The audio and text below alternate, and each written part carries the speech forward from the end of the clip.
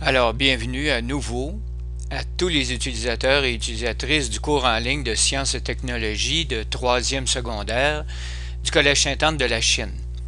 Dans cette capsule, nous allons répondre aux questions numéro 55 à 84 des notes de cours du module 1, partie 1, portant sur l'origine de la Terre et l'origine de la vie sur la Terre, les temps géologiques, les méthodes de datation et la recherche de vie dans l'univers. Des sujets tous aussi intéressants les uns que les autres. Commençons par l'origine de la Terre et des planètes. Alors sur cette image, vous voyez qu'il y a 4 étapes de formation de la Terre.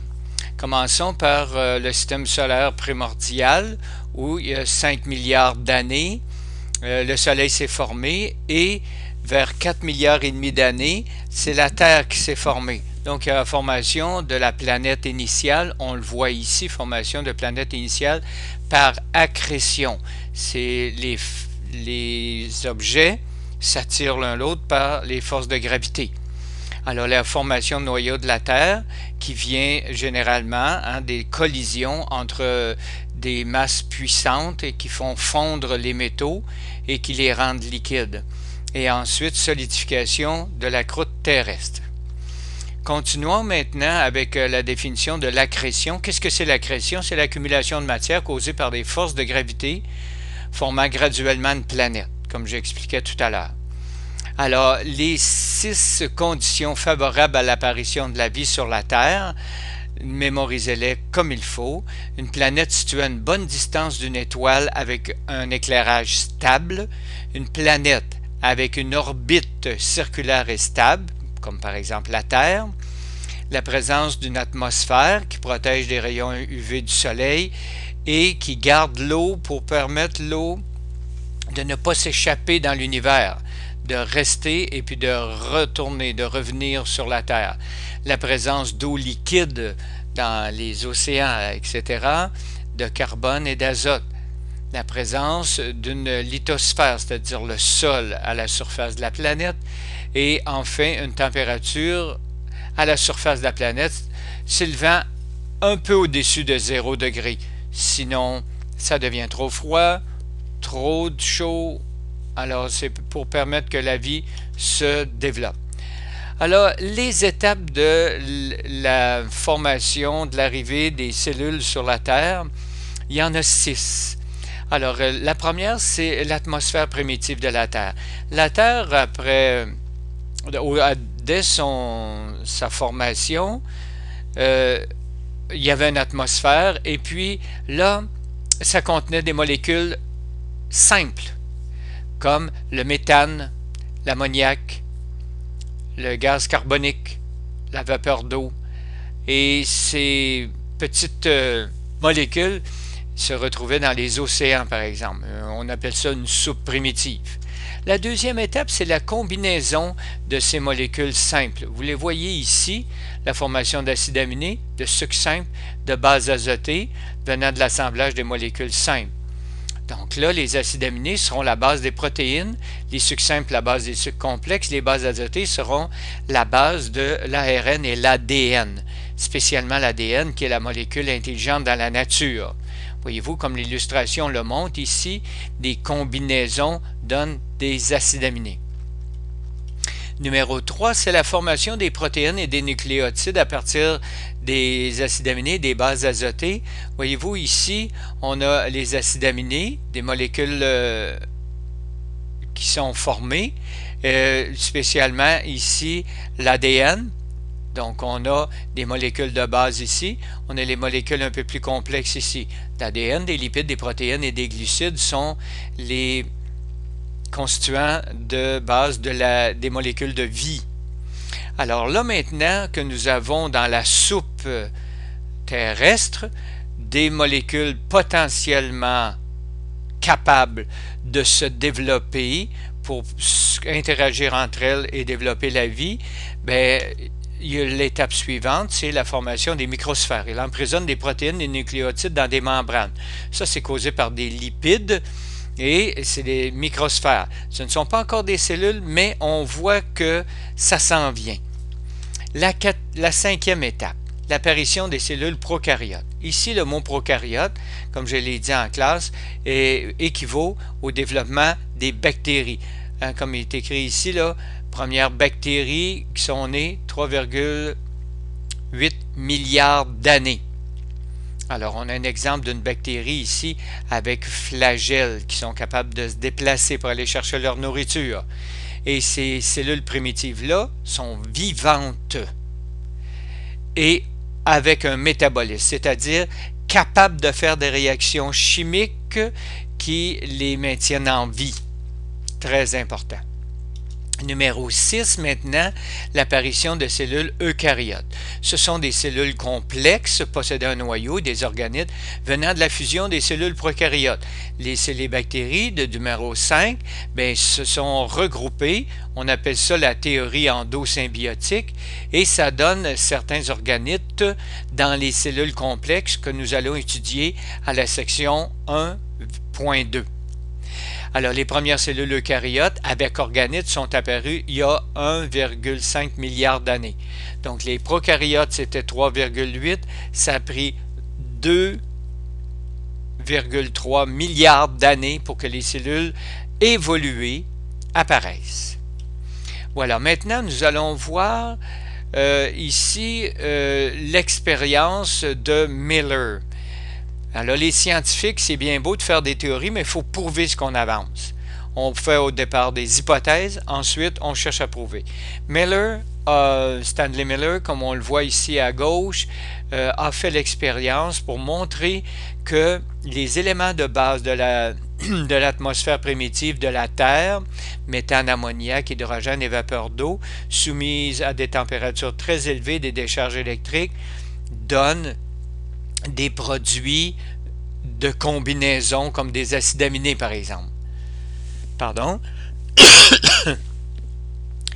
Ensuite, on voit ici, classons tout ce qu'on a vu depuis spécialement les numéros précédents dans le temps. Alors, les 4 grandes ères sont le précambrien, le paléozoïque, le mésozoïque, le cénozoïque. Regardons-les un par un. Je vous rappelle que précambrien, ça veut dire tout ce qui est venu avant la découverte qui a été faite à Cambre, les chercheurs ont trouvé des fossiles de cellules évoluées. Allons-y pour le précambrien. Premièrement, voyez-vous, j'ai mis des flèches ici pour indiquer que on s'installe.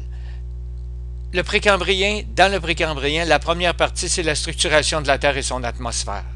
On va jusque de 4500 millions d'années, MA veut dire millions d'années. On pourrait dire aussi 4,45 milliards d'années jusqu'à 3,8 milliards d'années. Il y a, le moins veut dire il y a. Maintenant, l'apparition des cellules prokaryotes, là, on va jusqu'à 2500 millions d'années, ou 2,5 milliards d'années. Et on termine avec les cellules eucaryotes qui ont besoin d'oxygène pour vivre, et on se rend jusqu'à 542 millions d'années. Retenez bien ces étapes et les datations. Surtout que ça appartient au précambrien. Allons-y maintenant pour le paléozoïque. Le fameux paléozoïque, ça nous indique, vous voyez le temps ici, de 542 millions d'années à 250 millions d'années, c'est l'apparition de la vie marine et les végétaux. Alors, comme la vie, les cellules sont évoluées dans l'eau, mais les premiers êtres complexes sont apparus dans l'eau. Et tranquillement, ils ont migré vers le sol, mais c'est pas tout de suite. Il va en avoir un peu de migration. Là, ici, la fin de cette ère se termine brutalement par une extinction massive vers 250 millions d'années. Ici, c'est écrit 251, on va tolérer 250. 96% des espèces marines et 75% des espèces terrestres terrestres ont disparu à cette fameuse extinction qui est due à la fameuse faille Sibérie jusqu'à la moitié de l'Europe qui a vraiment des éruptions volcaniques gigantesques qui ont détruit beaucoup de vie sur la Terre. Alors là, on arrive au Mésozoïque. Le Paléozoïque.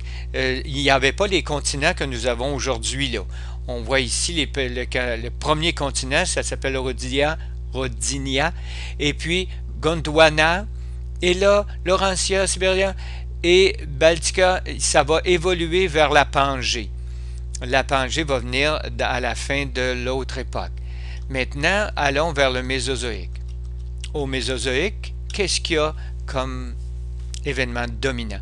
Premièrement, de 250 à moins 65 millions d'années. Domination des reptiles, en particulier les dinosaures, et ça se termine avec une extinction massive, spécialement 75% des espèces, dont les dinosaures. C'est assez dramatique. Il y a une des causes principales, évidemment, c'est d'être frappé par le fameux météorite qu'on retrouve au nord du Mexique. On ne le retrouve plus au nord du Mexique, mais on retrouve la trace laissée par cette collision et qui a brisé l'air, qui a fait une destruction des plantes. Et évidemment, les herbivores sont morts et les carnivores qui mangeaient les herbivores sont morts aussi. Allons-y avec le Mésozoïque et c'est la Pangée jusqu'à notre continent. On voit ici la Pangée qui est formée, puis là la dérive des continents jusqu'à temps qu'on arrive à notre continent à nous.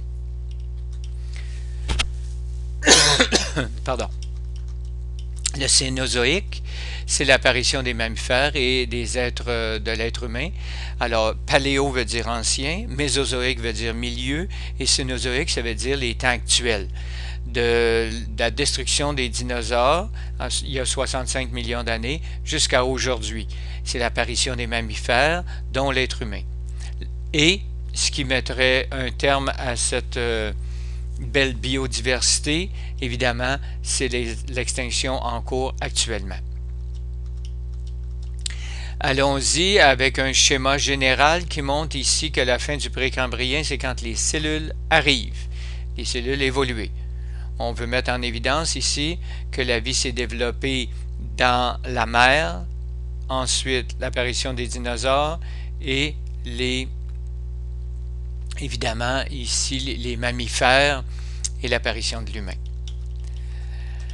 Allons-y pour classer ces 9 items en ordre logique. On commence évidemment par les cellules les plus primitives, les cellules prokaryotes suivies des cellules un peu plus évoluées, les eucaryotes. On suit ça avec les invertébrés, développement de la vie dans l'eau, évidemment. On suit ensuite vers le 8 les plantes terrestres.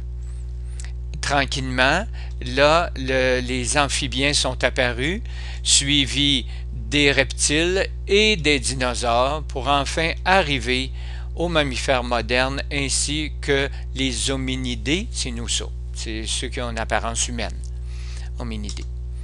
Alors, les 4 causes possibles de l'extinction des espèces, des changements climatiques. Mais vous remarquerez que les impacts météorologiques vont produire des changements climatiques. Les glaciations, c'est un changement climatique majeur et l'éruption volcanique vont provoquer des changements climatiques. Ces changements climatiques-là font disparaître les sources de nourriture et c'est pour ça que les êtres vivants disparaissent. Les espèces meurent. Maintenant, les méthodes de datation. Je vous rappelle qu'est-ce que c'est? Les traces laissées par le vivant, ça s'appelle des fossiles ou des artefacts et on le retrouve dans les roches sédimentaires. Il y a 2 types de datation relative, datation objective ou absolue. Quel est le principe de la datation relative? Cette question-là est assez importante parce que c'est vraiment, l'année passée, elle a été demandée à la fin d'année. Alors, elle est faite à partir de position des couches stratigraphiques les unes par rapport aux autres. Plus la roche est profonde, plus elle est vieille. Donc, si on trouve quelque chose en profondeur, c'est plus vieux que ce qu'il y a à la surface. Vous comprendrez ça avec l'illustration de l'autre côté qui montre 3 méthodes relatives de datation. Pardon, on va revenir sur la diapo. Premièrement, la stratigraphie qui étudie les couches du sol, la biochronologie qui étudie les types de fossiles retrouvés dans les strates, donc les unes par rapport aux autres, et la typologie qui étudie les objets dérivant du mode de vie. Ça, on est rendu assez évolué, assez proche de nous, là. Mais la stratigraphie, vous avez un exemple, la flèche montre ici que dans le sol, hein, spécialement dans le bord des montagnes, par exemple, on voit ces couches-là. Numéro 79, qu'est-ce que c'est le principe de la datation objective? Le principe, c'est qu'elle est précise et nécessite l'analyse de la roche avec des méthodes scientifiques. Je vous en présente ici principalement 3 qui sont des méthodes. Radioactivité, qu'on voit ici, elle est basée sur le fait que les éléments chimiques possèdent une radioactivité naturelle qui diminue avec le temps. C'est le cas du carbone 14, l'argon 40. La dendrochronologie, c'est basé sur l'étude des arbres. Évidemment, c'est limité à la vie des arbres. On peut penser 100 ans, 500 ans certains arbres, quand c'est rendu... donc, on parle en termes de milliers d'années, centaines d'années ici pour les arbres. Et la thermoluminescence, l'analyse d'émissions de lumière émises par des minéraux cristallins chauffés progressivement à la période où les objets étaient fabriqués. Donc, il y a moyen d'analyser avec thermoluminescence, mais ce sont des objets fabriqués par les humains. À la recherche de la vie dans le système solaire et en dehors du système solaire, ça s'appelle l'astrobiologie. Hein, le nom de la science, c'est l'astrobiologie. Sur quelle planète ou l'une de planètes les astrobiologistes concentrent leurs recherches? Bien, la sonde Mars Science Laboratory s'en va sur Mars en 2012 pour aller voir si la provenance du méthane. Europa, c'est la sonde Galileo qui a été sur la lune de Jupiter. Et en 2005, la sonde Huygens s'est atterri où? C'est à Titanie, sur Titan, sur une lune de Saturne. Alors, pour voir l'analyse qui ressemblerait à l'atmosphère primitive de la Terre, ou les conditions de la Terre quand elle était bébé. Et comment se nomment les planètes en dehors du système solaire qui ressembleraient à la Terre? On les appelle les exoplanètes. Et enfin, le SETI, c'est vous avez le Search for Extraterrestrial Intelligence. Ce sont des projets scientifiques dont le but est de détecter les signaux d'une intelligence extraterrestre qui pourrait émettre volontairement ou non depuis sa planète d'origine. Voilà. Bonne étude pour cette section et à la prochaine.